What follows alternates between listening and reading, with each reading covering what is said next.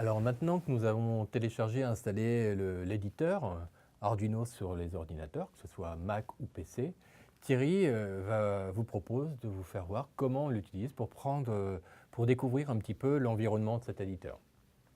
C'est parti. Donc une fois qu'il est installé, moi je l'ai mis dans mon dock. Donc je reprends sur Mac, donc que les utilisateurs de PC m'excusent. Mais l'interface c'est semblable. Ce sera identique hein, de PC ou Mac, c'est semblable. Alors, on a vu tout à l'heure, hein, je répète, mais quand on installe, je vous l'ai dit, il faut toujours qu'il y ait au moins un document d'ouvert. Donc si je ferme le document, ça ferme le logiciel. Donc tous les codes que l'on va écrire vont s'écrire ici, dans la partie void et dans la partie loop. On verra ça ultérieurement. Au niveau de l'interface, il y a quelques petits menus qui sont situés là. Alors il y a le menu Arduino sous Macintosh, mais qui n'existe pas sous PC. Il y a le menu fichier. Alors dans le menu fichier, on peut faire soit un nouveau document, à ce moment-là il est vierge, ou alors ouvrir un document quand on veut ouvrir quelque chose qu'on a déjà réalisé. Généralement, la philosophie Arduino, c'est souvent de récupérer des codes à droite à gauche pour pouvoir s'épargner le fait d'écrire. Donc généralement, souvent, on va dans les exemples, et là, vous avez de nombreux exemples qui sont déjà préinstallés. L'exemple le plus courant, c'est le fameux Blink. On l'utilisera pas mal de fois, mais c'est le plus simple à utiliser. Il y a déjà quelque chose. C'est un petit peu, en fin de compte, le Hello World de programmation en Arduino. Tout à fait. Donc là, j'en ai deux. Hein. Je veux simplement attirer votre attention sur bar minimum. C'est celui que j'ai ouvert là juste derrière, c'est-à-dire il n'y a rien dessus. Donc on peut attaquer du code directement.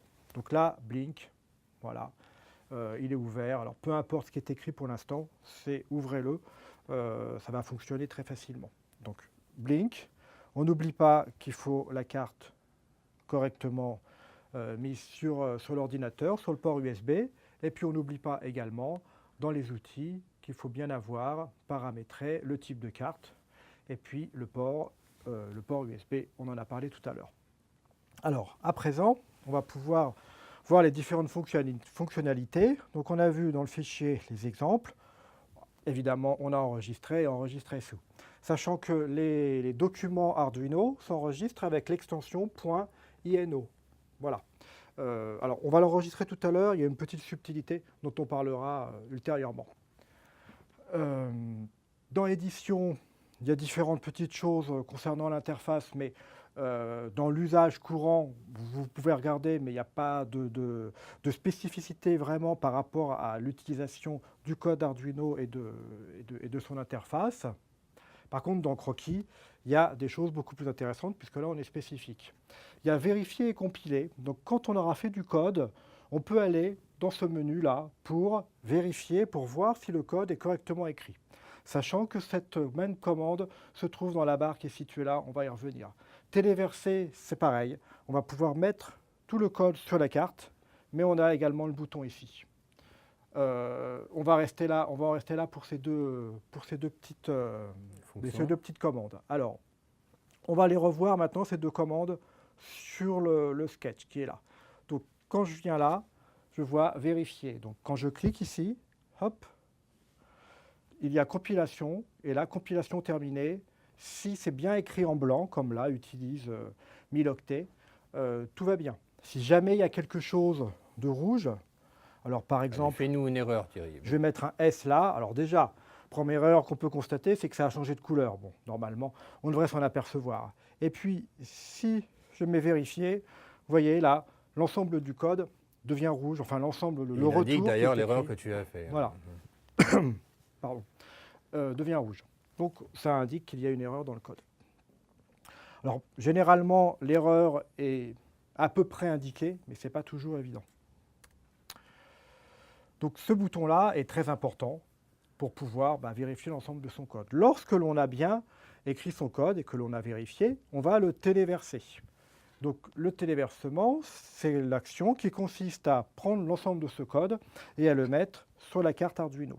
Donc, ça va se téléverser, en fait, dans la mémoire de la carte. C'est ce que je vous ai expliqué tout à l'heure par le biais de la liaison série, puisque ça passait par les fils du câble USB. Donc on va envoyer le programme qui a été élaboré ici dans le microcontrôleur, à savoir dans la mémoire flash qui va accueillir le programme. Voilà.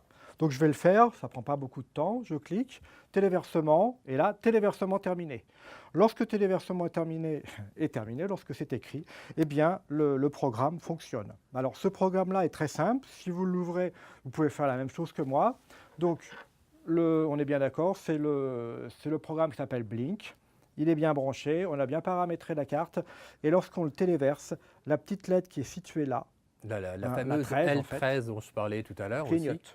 Clignote. Donc Voilà. clignote à la cadence du blink et qui est un clignotement de base, quoi. Voilà, donc tout s'est bien passé. Alors, il y a peut-être quelque chose qui est intéressant de remarquer tout de suite pour ton premier téléchargement, c'est les informations qu'on a en bas.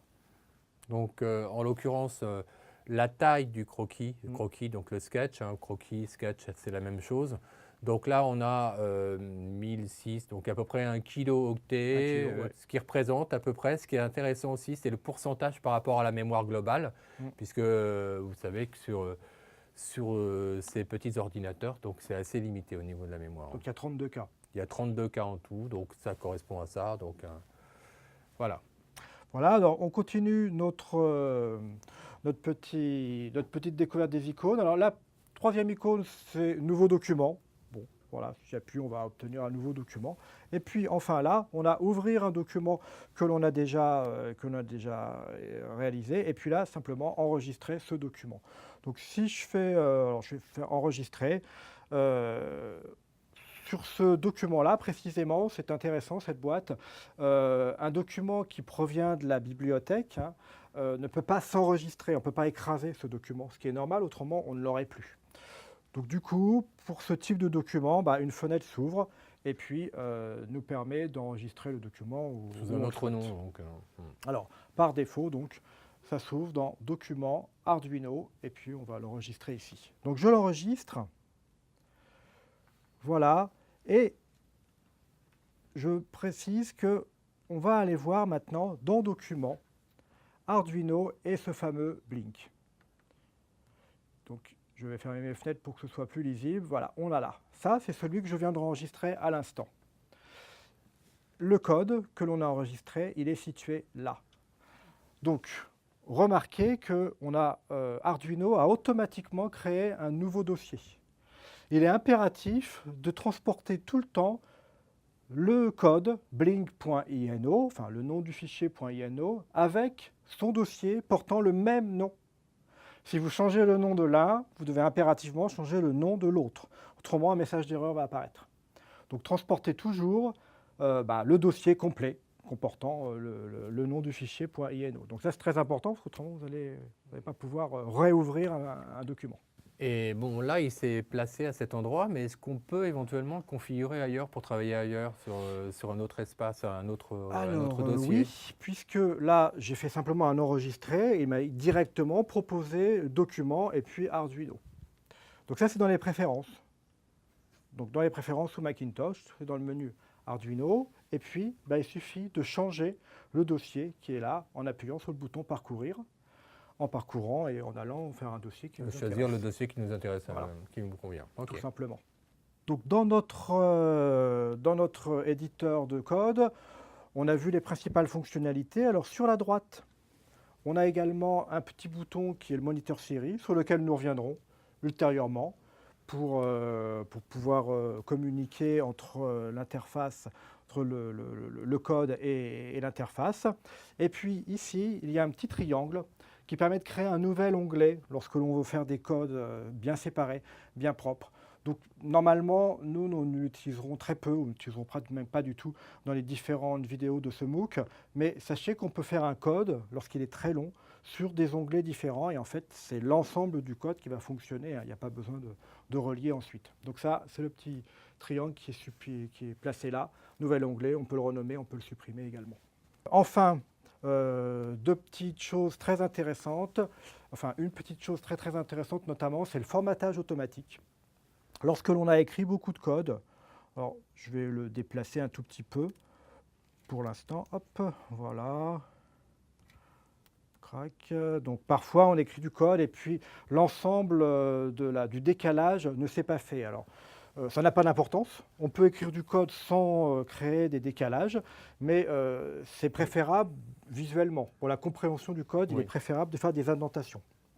Effectivement, pour la lisibilité du code, par rapport aux structures qu'on va créer par Mm. la suite, il est intéressant effectivement de faire une tabulation pour chaque niveau de structure pour une meilleure lisibilité. Voilà, alors soit vous faites la tabulation avec la touche Tab, et du coup bah, ça revient comme c'était, soit on peut utiliser cette fonctionnalité, formatage automatique, qui va vous permettre en fait, de reprendre l'ensemble du code et le décaler correctement, proprement. Voilà, donc c'est une fonctionnalité quand même assez intéressante qui évite de retourner dans chaque ligne pour redécaler tout le monde.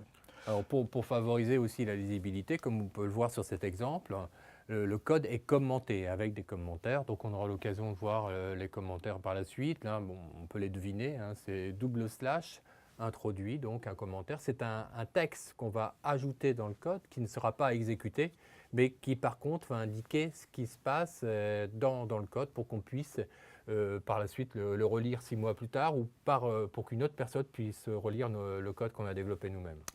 Voilà, globalement, on a les principales fonctionnalités, celles qu'on utilise tout le temps. Hein. Les autres, bah, on pourra les découvrir au fur et à mesure, mais on les utilise quand même beaucoup moins souvent. Une dernière chose, là, bah, j'ai fait des corrections, des modifications, puisque je viens de vous montrer les décalages. Le nom du fichier, qui s'appelle Blink, est maintenant suivi d'un petit signe qui m'indique qu'il n'est pas enregistré. Si j'enregistre, voilà, le petit signe disparaît. Donc c'est aussi un indicateur qui va vous permettre de voir si votre code est bien enregistré ou pas. Alors pour ceux qui veulent être opérationnels et donc très réactifs et être productifs, eh bien, il est intéressant aussi de s'intéresser aux raccourcis clavier qu'on a pour chacune de ces fonctions et puis pourquoi pas travailler avec son clavier par la suite. Et on gagne quelques secondes, quelques millisecondes à chaque fois, mais bout à bout, ça peut être intéressant. Donc voilà, les raccourcis sont toujours situés dans le menu sur la droite de l'item. Donc à présent, vous êtes complètement armé pour commencer un premier code. Et c'est ce qu'on va vous proposer dans le module qui va suivre.